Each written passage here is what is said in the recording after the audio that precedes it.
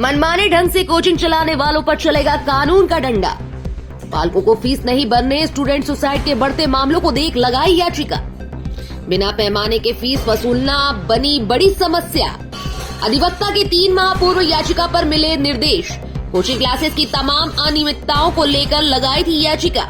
अब केंद्र के शिक्षा मंत्रालय के द्वारा गाइडलाइन बनाई गई।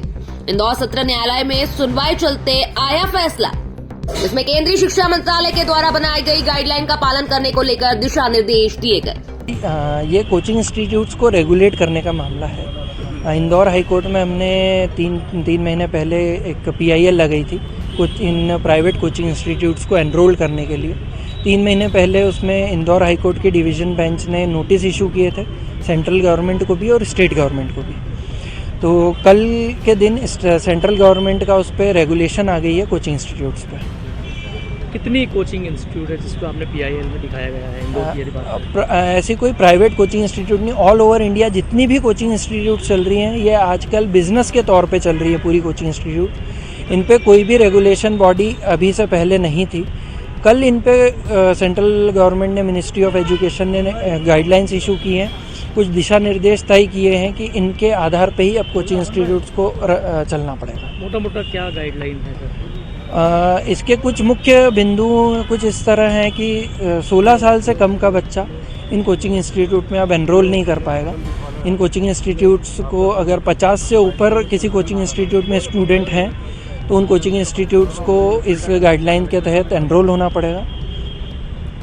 कुछ फीस स्ट्रक्चर को भी लेके इसमें गाइडलाइंस हैं कि इनको अब प्रॉस्पेक्टस में अपने पूरे कोर्सेज शो करना होंगे कि हम क्या क्या कोर्सेज अवेलेबल करवा रहे हैं और उन कोर्सेज की कितनी फ़िक्स फ़ीस है।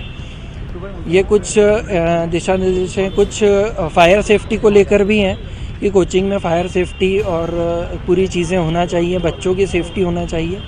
मेंटली जो प्रेशर हो रहा है बच्चों पे 12-12 घंटे कोचिंग का, उन कोचिंग को लेके कि 16 साल से कम वाला बच्चा मेंटली इतना प्रेशर एकदम से नहीं ले पाता है।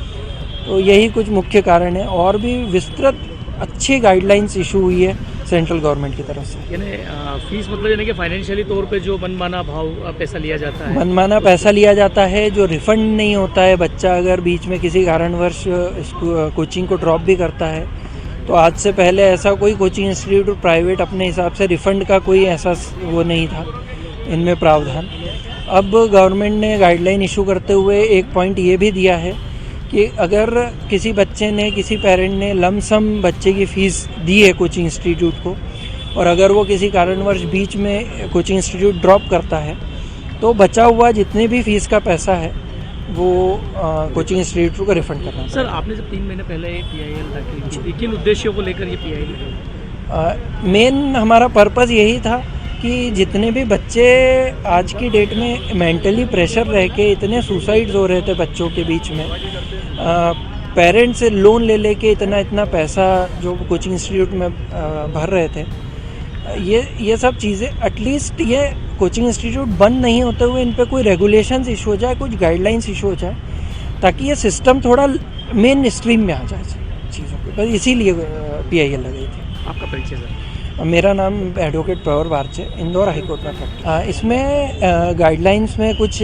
मेन पॉइंट इस गाइडलाइन का ये भी है कि अगर कोचिंग इंस्टीट्यूट पहला डिफ़ॉल्ट करती है या गाइडलाइंस का पालन नहीं करती है तो पहले डिफ़ॉल्ट पे 25,000 तक का जुर्माना है उस कोचिंग इंस्टीट्यूट पे लग सकता है। सेकंड डिफ़ॉल्ट अगर रेगुलर सेकंड डिफ़ॉल्ट भी कर देती है तो उसको 1 लाख तक का भी जुर्माना लग सकता है। और अगर नहीं थर्ड डिफ़ॉल्ट भी हो जाता है कोचिंग इंस्टीट्यूट से तो गवर्नमेंट उस कोचिंग इंस्टीट्यूट को बंद करने का नोटिस भी इशू कर सकती है। सर इन गाइडलाइन को लेकर क्या कोचिंग इंस्टीट्यूशन वालों को जाहिर के तौर पर बाहर कहीं लिखना पड़ेगा क्या बोर्ड पर, ऐसा कुछ है इस तरह से? कोचिंग इंस्टीट्यूट्स को अभी जो गाइडलाइंस है इनमें 3 महीने का नोटिस पीरियड दिया हुआ है। 3 महीने में इन कोचिंग इंस्टीट्यूट्स को अपनी कोचिंग इंस्टीट्यूट में इन रेगुलेशंस को अडॉप्ट करना पड़ेगा।